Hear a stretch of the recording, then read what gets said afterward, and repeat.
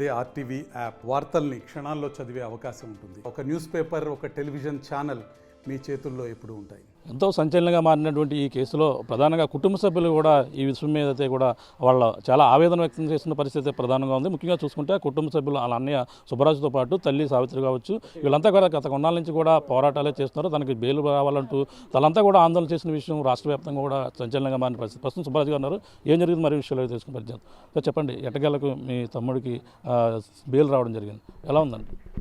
ప్రధానంగా ఈ రోజున మా తమ్ముడికి బెయిల్ రావడానికి కారణం మా లాయర్ గారు సలీం గారండి.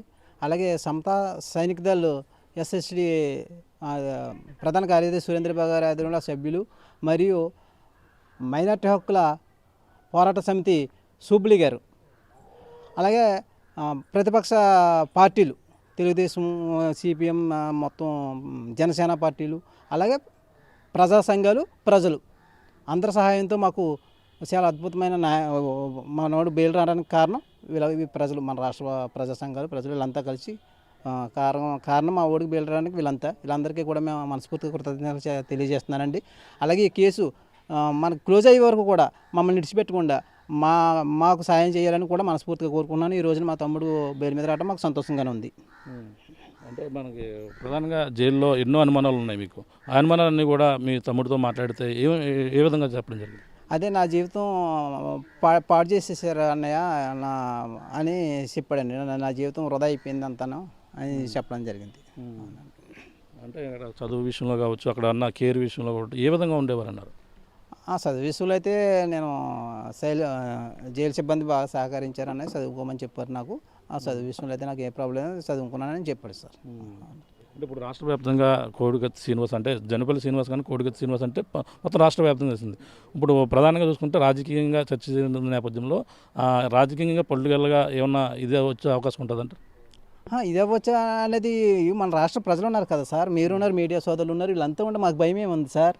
మాకు సపోర్ట్ అంతా మీరంతా మాకు చాలు. ప్రతిపక్షాల పార్టీ పక్షాలు ఉండి ఈ సమతా సైనిక దళాలు, అలాగే మైనార్టీ హక్కుల సంఘాలు, మీడియా సోదరులు, ప్రజలు చాలు, మాకు అదే ధైర్యం. మాకు మేము ఇంకది అక్కర్లేదు సార్. అంటే ఈ 2 రోజులు ఏం జరిగింది అసలు? ఈ కొన్ని రోజులు గత కొన్ని రోజులు విజయవాడలో వెళ్ళారు, అక్కడ ఆందోళన చేపట్టారు. ఈ పరిణామాలను బట్టే వెంటనే బెయిల్ రావడం జరిగింది. అంతే సార్. ఈ పరిణామం మనం ఆందోళన చేయటము, ఈ మనకి ప్రజలందరూ సహకరించే ప్రజా సంఘాలు వీళ్ళంతా కూడా మనకి సహకారం వల్లే మనం నిరసన తెలియజేయటము, నిరసన చేయటం. అలాగే కోర్టు వారు కూడా స్పందించి మనకి బెయిల్ ఇచ్చారు. అలాగే హైకోర్టు న్యాయమూర్తుల వారు కూడా మా కృతజ్ఞతలు తెలియజేసుకుంటున్నాను అండి. అంటే ఇప్పుడు ఇటువంటి రక్షణ కల్పించాలని కానీ ఇటువంటిది మళ్ళీ ఏమన్నా కోరే అవకాశం ఉందా మీకు? అంటే ఏమన్నా హాని ఉందని, హాని తలపెట్టే ఒక ఇది ఉందండి? అవునండి, కొన్ని కండిషన్లు ఉన్నాయి కదా.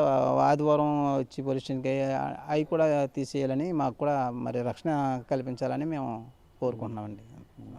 ఇక్కడ తల్లి సావిత్రి ఉన్నారు, మన విషయాలు అడిగి తెలుసుకున్న ప్రయత్నం చేద్దాం.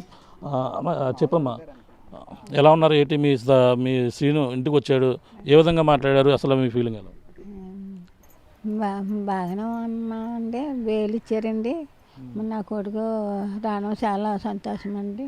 బెయిల్ మీద నాకు 4 సంఘాలు ఉన్నాయండి విజయవాడలోని, వాళ్ళందరూ పూజించుకున్నారండి. పూజించుకున్న మూలంగా ఇంతవరకు వచ్చిందండి, లేకపోతే నా కొడుకు రాడండి.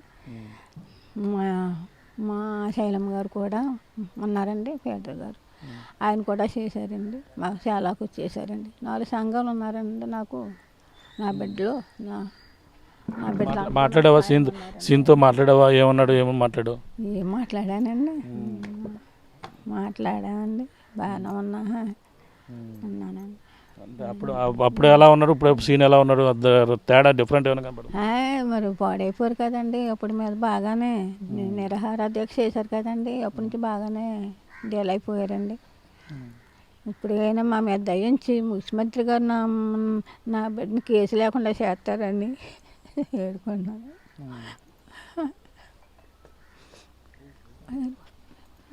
అంటే ఇప్పుడు మీ ఇంకా ఏమన్నా ప్రమాదం ఉందని, ఏమన్నా భయం ఏమైనా ఉందా అంటే సీన్కి? లేదండి, నా బిడ్డ ఉన్నంత వరకు నాకేం భయం లేదండి. నాకేం భయం లేదండి. నా సంఘాలు ఉన్నాయండి విజయవాడలోని, నా స్నేహితులు ఉన్నారండి, నా బిడ్డలు ఉన్నారండి. నా బిడ్డలు ఉన్నంత వరకు నాకేం భయం లేదు. నా బిడ్డల మీద కానీ, నా కుటుంబం, నా స్థానంలో కానీ నాకేం భయం లేదండి. అంటే ఇప్పుడు సీను ఇప్పుడు రావడం జరిగింది అంటే కొంచెం చాలా ప్రధానమైన కీలకంగా ఉన్నటువంటి వ్యక్తిపై కేసులు ఆరోపణలు ఉన్నాయి. ఆ నేపథ్యంలోనూ జరిగింది. అంటే మీకు ఇంకా ఇటువంటి రక్షణ కల్పించాలని కానీ సీన్కి ఏదన్నా ప్రొటెక్షన్ ఇవ్వాలని ఏమన్నా కోరటం జరిగిందా? అటువంటిది ఏం అక్కర్లేదండి మాకు. ఇంతవరకు లేదు కదండి. ఇప్పుడు మాకు రక్షణ ఏంటండి? చచ్చిపోతే ఏమైనా జరుగుతుందండి. నా బిడ్డలు చూసుకుంటారండి. వైజాగ్లో ఉన్నారండి నా సోదరులు. నాకు అడ్డుగా నిలబడ్డవారు ఆరేనండి. అంటే ఇప్పట్లో బయట తిరగడం ఇవన్నీ కూడా సీను అంత ఫ్రీగా ఉండలేరు కదా, ఆ విధానం అన్నీ కూడా నీతో మాట్లాడడం ఇవన్నీ కూడా అటువంటిది ఏమీ భయం అక్కర్లేదండి నా కొడుక్కి. నా బ్రదర్లు నా స్నేహితులు నా తోలే చూసుకుంటారండి అన్నీ. నాకు అండగా నిలబడ్డారండి అందరూ. నాకేం భయం లేదండి. చూస్తున్నాం ఇది పరిస్థితి. ప్రధానంగా చూసుకుంటే అందరూ కూడా రాష్ట్ర వ్యాప్తంగా ఎంతో సంచలనమైనటువంటి ఈ కేసులు అయితే ఎట్టకేలకు సీనుకి అయితే బెయిల్ రావడంతో అందరూ కూడా ఆనందం వ్యక్తం చేస్తున్నారు. కుటుంబ సభ్యులు కూడా అందరూ కూడా 5 నెలలకు ఇంటికి చేరుకోవడంతో ఆ తల్లి సావిత్రి కూడా ఎంతో ఆనందంగా గడుపుతున్న పరిస్థితి ప్రధానంగా చెప్పచ్చు. ఇది ఇక్కడ ఉన్న తాజా పరిస్థితి. మరిన్ని వీడియోస్ కోసం ఛానల్ సబ్స్క్రైబ్ చేయండి. లేటెస్ట్ అప్డేట్స్ కోసం వాట్సాప్ ఛానల్ ఫాలో చేయండి. అండ్ లింక్ డిస్క్రిప్షన్లో ఉంది.